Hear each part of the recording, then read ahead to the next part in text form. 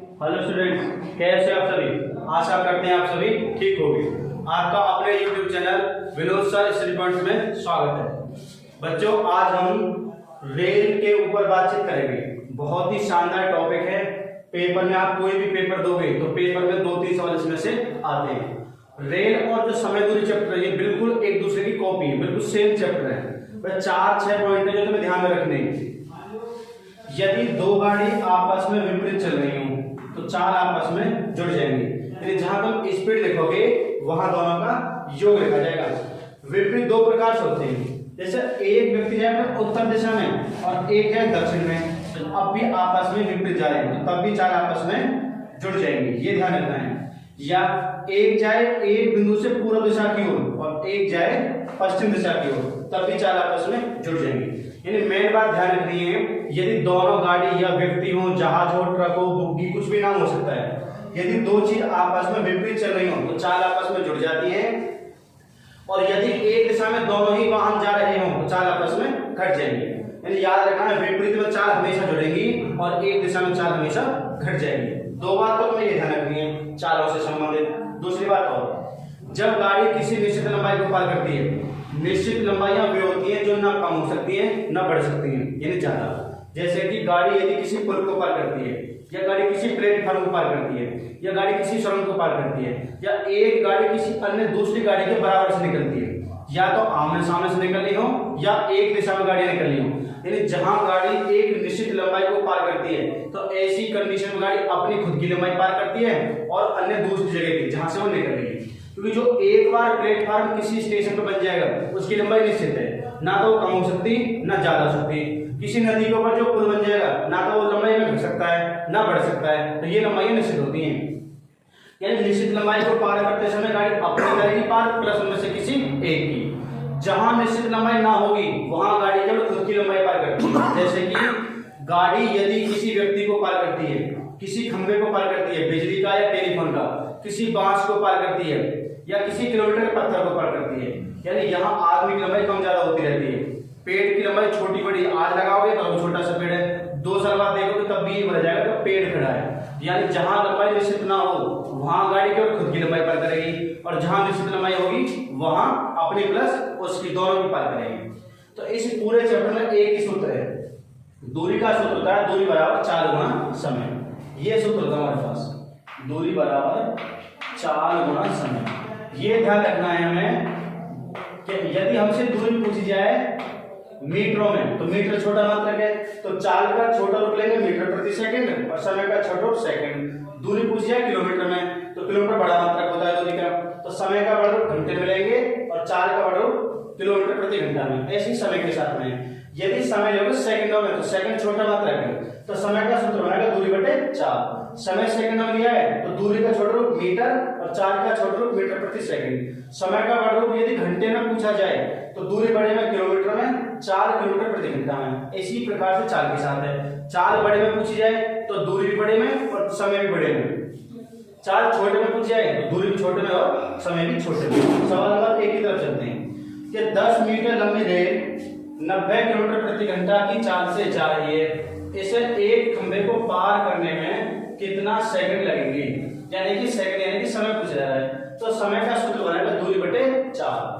अब देखो यहाँ गाड़ी पार किसको कर रही है, 100 मीटर तो लंबी रेल है, स्पीड 90 की दिखा रखी है और पार कर रही खंभे को। जब गाड़ी खंभे को पार करे पार या किसी बांस को पार करे या पेड़ को पार करे तो केवल खुद की लंबाई पार करेगी। लेकिन उस समय पे खंभे की, बांस की, व्यक्ति को लंबाई नहीं मानते हैं। तो यहाँ पे जब समय निकालेंगे तो दूरी बटे 4, दूरी बनी 100 बटे में आएगा पार करने वाली चाल क्या है 90 की स्पीड है तो बटे 90। अब हमने ये देखा जब तुम यहाँ सेकंड में उत्तर पूछ रहा है तो सेकंड छोटा मात्रक है तो दूरी का छोटा रूप होना चाहिए मीटरों में, ये तो मीटरों में है। चाल भी छोटे होने चाहिए। अब यहाँ चाल दे रखी है किलोमीटर प्रति घंटा में, तो किलोमीटर प्रति घंटा की चाल को अगर तुम मीटर प्रति सेकंड बदलोगे तो 5 बटे 18 गुना और करनी पड़ेगी। ये चाल बदल जाएगी मीटर प्रति सेकंड में। इसको काट देंगे जो उत्तर आएगा वो आ जाएगा सेकंड में। 18 से 5 में कटेगा, 5 गुना 5 25, 25 से 4 बार कटेगा। तो यानी कि ये जो गाड़ी है उस 90 की स्पीड से चल करके 100 मीटर लंबी रेल को, यानी 100 मीटर जो लंबी रेल है उस खंभे को पार कर देगी 4 सेकंड में। तो पहले सवाल का उत्तर है 4 सेकंड। क्वेश्चन नंबर 2, एक 330 मीटर लंबी रेल 54 किलोमीटर प्रति घंटा की चाल से जा रही है। यह 270 मीटर लंबी गुफा को पार करने में कितने सेकंड लेगी? या पूछे कितना समय लेगी? उत्तर देखेंगे किसने दिया, मिनट में या सेकंड में। यहाँ तो दिया सेकंड में बताना है, तो सेकंड छोटा मात्रक है, तो सेकंड का फिर से यही सूत्र बनेगा कि समय बराबर दूरी बटे 4।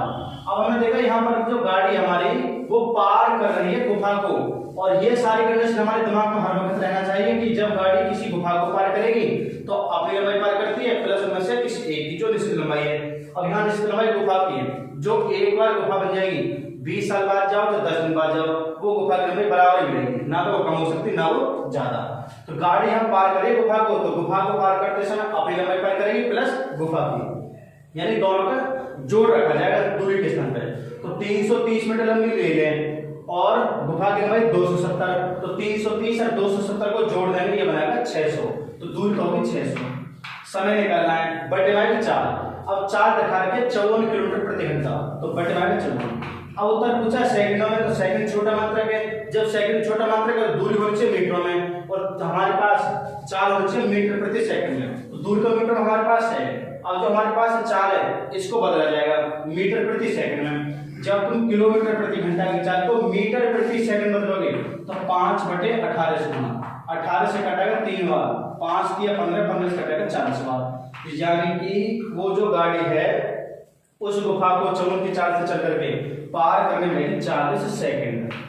तो दूसरे सवाल का उत्तर आएगा 40 सेकंड। क्वेश्चन नंबर 3 की तरफ चलते हैं, ध्यान से देखना कि 62 किलोमीटर प्रति घंटा की चाल से जा रही 120 मीटर लंबी रेल उसी दिशा में 8 किलोमीटर प्रति घंटा की चाल से भागे जा रहे व्यक्ति को कितनी सेकंड में पार करेगी? यहाँ भी तुमसे समय ही पूछा जा रहा है। समय का सूत्र होगा दूरी बटे 4। सेकंड छोटा मात्रक है, दूरी भी छोटे में रखनी है और 4 भी छोटे में। जब गाड़ी किसी भी व्यक्ति को पार करे, या तो क्रॉस में पार करती है यानी आमने सामने, या एक दिशा में पार करती है, तो ऐसी कंडीशन में गाड़ी केवल खुद की यानी स्वयं की लंबाई पार करेगी। तो 62 की चाल तो गाड़ी की दिखा रखी है, 62 की चाल से गाड़ी जा रही है, उसी की दिशा में एक आदमी जा रहा है 8 की स्पीड से, इसने बोला उसी दिशा में, तो आदमी जा रहा है सीधे आगे 8 की स्पीड से। पार करने में कितना समय लेगी? समय पूछ रहा है। व्यक्ति को पार करते समय खुद की लंबाई पार कर जाएगी, और खुद की लंबाई रखिए 120, तो दूरी के स्थान पर लिखेंगे 120। अब आया बटे में आएगा 4, समय का सूत्र बनाएंगे, ये समय बराबर है, समय बराबर दूरी बटे 4।